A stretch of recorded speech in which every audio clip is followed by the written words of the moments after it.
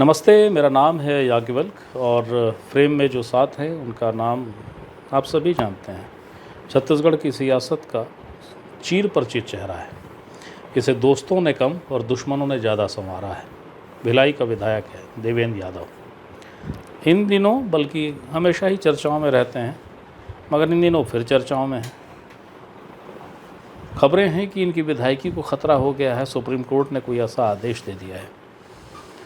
उससे जुड़े कुछ मसले और हैं जो सुप्रीम कोर्ट के आदेश के हवाले से इनके शुभचिंतक राजनीतिक विरोधी व्हाट्सएप पे तरह तरह से वायरल कर रहे हैं।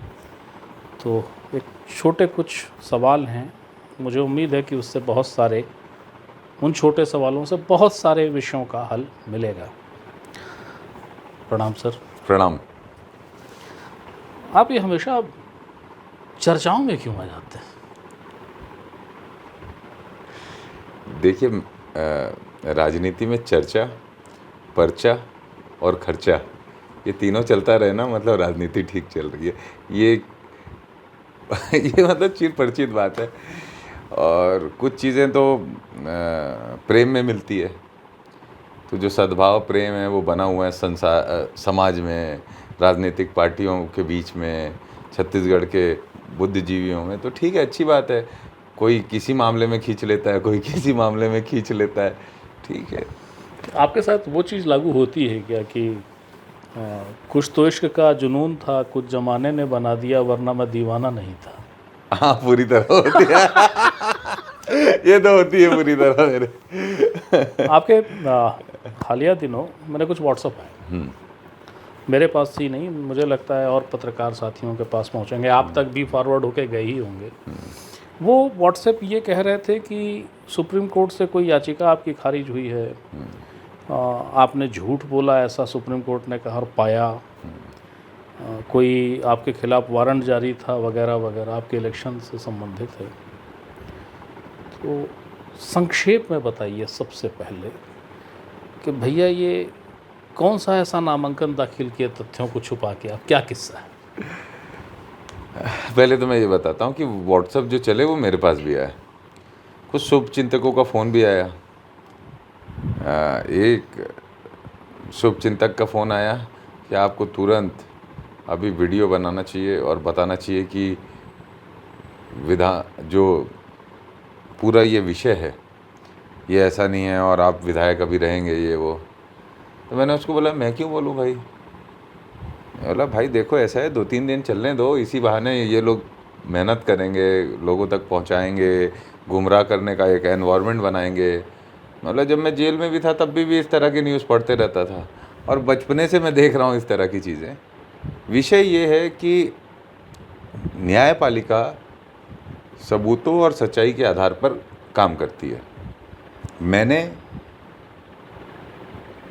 सुप्रीम कोर्ट में ये हलफनामा दायर किया कि किसी भी तरह के किसी केस की हियरिंग की इशू ही नहीं है जो केस हाई कोर्ट में मेरे खिलाफ लगाया जा रहा है, और इसको नल एंड वॉइड करना चाहिए, इसकी सुनवाई नहीं होनी चाहिए। जो इलेक्शंस पिटीशन को लेकर पूर्व मंत्री जी ने लगाया था, सुप्रीम कोर्ट ने उस पर, मैंने आज से 8-9 महीने पहले लगाया था, सुप्रीम कोर्ट ने उस पर आज ये कहा, मतलब पिछले दिनों में ये कहा कि नहीं, इसकी सुनवाई आप कर लीजिए हाई कोर्ट में, क्योंकि जो दूसरे पक्ष के लोग थे वो चाहते थे कि उनका पक्ष सुना जाए हाई कोर्ट में। तो सुप्रीम कोर्ट ने बस यही कहा है कि आप हाई कोर्ट में अपना पक्ष रखिए। अब हाई कोर्ट में अपना पक्ष रखेंगे, चर्चा होगी, मेरा पक्ष जाना जाएगा, उसके बाद निर्णय आएगा। लेकिन उसी दिन सत्यमेव जयते हो गया। उसी दिन भिलाई के चुनाव की डेट तय हो गई जब सुप्रीम कोर्ट ने ये कहा, हाँ आप लड़ने आगे हाई कोर्ट में जा सकते हो। अभी तक तो भाई उसके तथ्यों की जानकारी पे डिटेल डिस्कशन ही हाई कोर्ट में नहीं चालू हुआ है। लेकिन वाह, नैरेटिव बनाना है, दबाव बनाना है, तो दबाव बनाने के लिए कर दिए कि सत्यमेव जयते। जो सत्यमेव जयते होगा वो हाई कोर्ट देगा, और उसके लिए जो अब इसकी प्रोसीडिंग स्टार्ट होगी, तो जो आरोप हमारे ऊपर लगाए गए हैं, हमारे जो दस्तावेज हैं, वो सब सुप्रीम कोर्ट स्टडी करेगा, हाई कोर्ट स्टडी करेगा और उसके बाद फैसला आएगा, फिर हम कहेंगे सत्यमेव जयते। हमें पूरा भरोसा है न्यायपालिका पे। यानी अभी थैंक यू किसका होना ये तय नहीं है।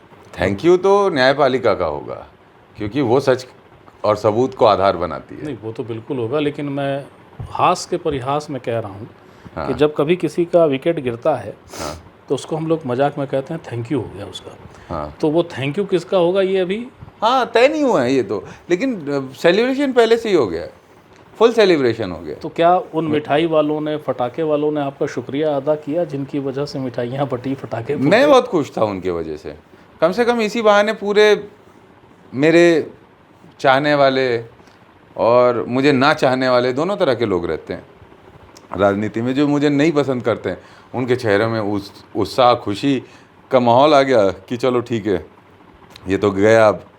और जो मुझे चाहते हैं उनके मन में चिंता और मुझसे मिलना या मुझे सांत्वना देने के भाव आ गए, तो दोनों भाव मेरे लिए ठीक है। देखिए क्या हुआ है कि छत्तीसगढ़ की राजनीति में एक मूर्धन्य व्यक्ति हैं, छात्र नेता रहे, छात्र राजनीति से उनकी शुरुआत हुई। उनकी बुद्धिमत्ता और उनकी आक्रामकता और उनकी राजनीतिक चपलता मिसाल है। उनका नाम है प्रेम प्रकाश पांडे। देवेंद्र जब चुनाव लड़े तो प्रेम प्रकाश पांडे जी से ही चुनाव लड़े। ये दो छात्र नेताओं का, जिसको कहना चाहिए अनुभवी राजनीतिज्ञ के रूप में, आमने सामने की मुठभेड़ थी। शॉर्ट अंतर से दोनों बार देवेंद्र जीते।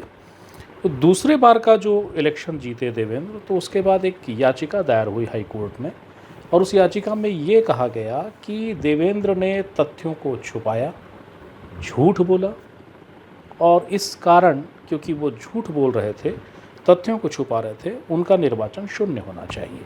जब ये याचिका दायर हुई तो देवेंद्र सुप्रीम कोर्ट चले गए। सुप्रीम कोर्ट पे रोक लग गई उसकी सुनवाई पे, और फिर अभी उस सुनवाई को सुप्रीम कोर्ट ने कहा कि हाई कोर्ट में होने दीजिए। उसमें अब कुछ बातें उस याचिका से, देवेंद्र ये कितना सच है कि आप झूठ बोले, आपने तथ्यों को छुपाया, आपके खिलाफ वारंट जारी था और आपने ये नहीं बताया, क्यों किए आप ऐसा? वैसे तो आरोप लगे हैं ना। हाँ, मतलब ठीक है, ऐसे आरोप लगे हैं और इन आरोपों पर बस इतना ही कहना चाहता हूँ। देखिए, चूँकि ये कोर्ट में प्रोसीडिंग में है मामला, बहुत डिटेल पे इस पे मीडिया ट्रायल में मैं डिस्कशन करूँ ये उचित नहीं होगा, लेकिन बहुत कम शब्दों में बस इतना कहूँगा कि गुमराह हो गए हैं और लोग, और गुमराह होकर ही अलग अलग अनर्गल तरीके के आरोप लगाए जा रहे हैं। जो बात कही जा रही है कि मुझे वारंट था, क्योंकि ये न्यूज़ पे चला है, ये चला, और ये जो सुप्रीम कोर्ट की जो ऑर्डर कॉपी आई उसमें कुछ नहीं लिखा हुआ है, न्यूज़ पे चल गया है। इसलिए मैं इस पे बोलने से थोड़ा बचना चाह रहा था, लेकिन लेट्स डिस्कस, क्योंकि मैं जब कोर्ट के विस्तार पे मत जाइए। आप सिर्फ इतना बताइए कि क्या कोई वारंट जारी था? कोई वारंट जारी होगा तो जिसके खिलाफ होगा उसको तो पता होगा, उसके घर पे तो आएगा, उसको तो जानकारी होगी। ऐसी वारंट जारी था भाई। मैं अगर मेरे खिलाफ वारंट जारी था तो संबंधित संस्था को या थाने को या किसी को भी मुझ तक वो वारंट देना था, या मुझे देना था, या मेरे पते पे देना था। कुछ तो किए होंगे, ईमेल करना था, कुछ तो कर रहे, मेरा नंबर लोगों के पास है, व्हाट्सअप करना था। कोई तो एक तथ्य, कोई तो एक सबूत होगा जिससे ये होगा कि वारंट रिसीव्ड या वारंट की सूचना दी गई है। तो ये तो मेरे पास थी नहीं, ये मेरे पास है नहीं। और कोई ऐसा तो है नहीं कि मैंने कोई केस किसी चीज़ में छुपाया। जो मेरा दस्तावेज है, शासकीय दस्तावेज है, ऑनलाइन भी आप निकाल सकते हैं, उसमें सारे केसेस की डिटेल रखी है। उसमें उस केस की भी डिटेल रखी है कि जिस केस के बारे में चर्चा हो रही है।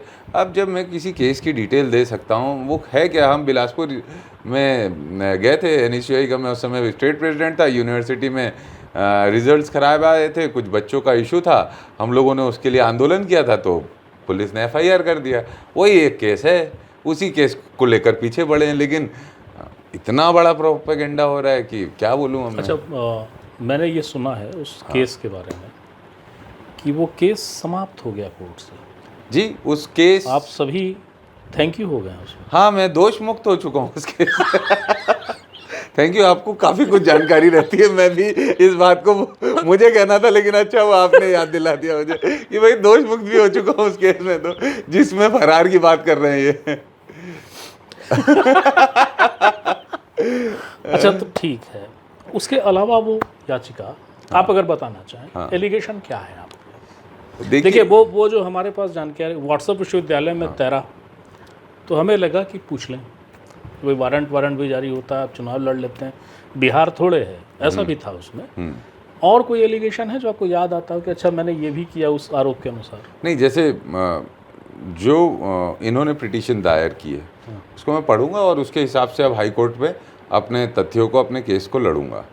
जो व्हाट्सएप पे या ऊपर से जो जानकारी आती है तो केस की आती है, और ये आता है कि संपत्ति को छुपाया गया, तो सब चीज़ें स्पष्ट होगी ना कोर्ट में कि संपत्ति छुपाई गई है कि नहीं है, वारंट मिला था और उसके बाद बताया है कि नहीं बताएगा। तो हम इसको कोर्ट में जस्टिफाई करेंगे अपने पॉइंट को। हम कहीं पर भी हमारी तरफ से हम पूरी तरह से आश्वस्त हैं, क्योंकि हमने कभी भी कानून, कोई भी काम किया है तो कानून के दायरे में रहकर किया है, कानून के खिलाफ कभी नहीं गए। और जो मेरे हलफनामे में मैंने दस्तावेज दिए हैं वो सार्वजनिक हैं और सच हैं। उस पर तोड़ मरोड़ करके कोई अपनी विवेक लगा रहा है तो अच्छी बात है, लगाएं, और उस पर जो निर्णय आएगा वो जनता के सामने रहेगा। अच्छा, अब ये कोई अगर इसमें कोई गुप्त बात होगी तो मुझे मत बताइएगा। हाँ। मगर वाकई मेरी उत्सुकता है। हाँ। देवेंद्र, ऐसा क्यों होता है कि बड़ी मुश्किलों से, बड़ी कवायद करके, बड़ी कसरत करके आपको अर्झाया जाता है? बहुत मुश्किल लगती है, इतना आसान नहीं है फंसाना। ले दे के मेहनत करके आपको जेल भेज दिए। तो जेल भेजने के पहले देवेंद्र का जो राजनीतिक औरा था, जेल से छूटने के बाद आप उसमें और छक्का चौका मार के आगे आ गए। तो आपको जब जब अर्झाते फंसाते हैं, आप उसके बाद उसका और राजनीतिक लाभ लेके आपको और उसका फ़ायदा मिलता है। कोई सिद्धि विद्धि किए हो क्या भैया? कुछ मतलब कुछ है क्या मामला? ब्रह्मास्त्र भी चलाओगे तो फूलों की बरसात होगी, क्या मामला है? अब क्या कहूँ मैं, आपने बहुत बड़ी बात कह दी। देखिए, इसमें मैं एक बात तो कहूँगा कि मैं अपने विषय पे ईमानदार हूँ। मेरा जो विषय है, मैं राजनीतिक व्यक्ति हूँ और मैं ईमानदारी से राजनीतिक काम करता हूँ। मैं और कुछ बैड प्रैक्टिसेस में रहता नहीं, इसलिए मैं डरता नहीं और इसलिए मैं चिंता नहीं करता। मैं देखता हूँ कि लोग है ना, मुझे बहुत आसान समझते हैं कि इसको ऐसे धमका देंगे, ऐसे डरा देंगे, और मैं बैठ के देखते रहता हूँ कि हाँ चलो करो। कब तक करोगे? मैं भी देख रहा हूँ, तुम ज़्यादा जिद्दी हो कि मैं ज़्यादा जिद्दी हूँ, इसको समय ही तय कर लेगा। तो मैं इस पे नहीं पड़ता, लेकिन इसके ये जो शक्ति है, जो जिद करने की शक्ति मुझे आती है, ये मुझे लगता है कि ये समय ने और ईश्वर ने दी है, ऊपर वाले की है। क्योंकि आपका कुछ होता नहीं है इस ज़िंदगी में, जो होता है वो समय का रहता है, और ज़िंदगी समय क्रम के हिसाब से चलती रहती है और सबको दिशा देती रहती है।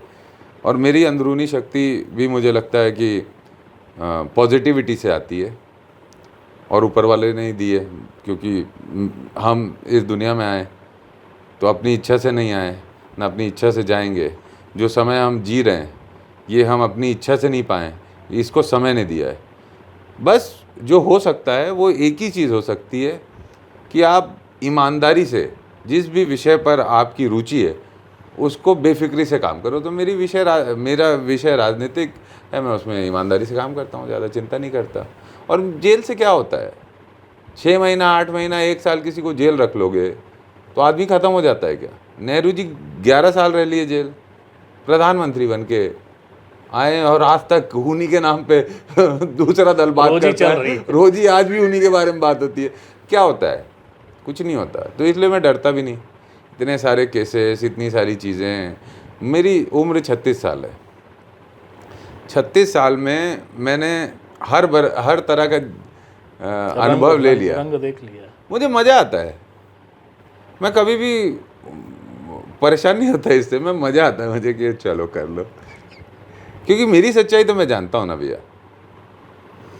अच्छा, आपके शुभ चिंतक जो वाकई शुभ चिंतक हैं, हाँ और आपके वो वाले शुभ चिंतक हाँ जो व्हाट्सएप विश्वविद्यालय में सक्रिय हैं, हाँ। इन दोनों को कुछ कहना चाहोगे?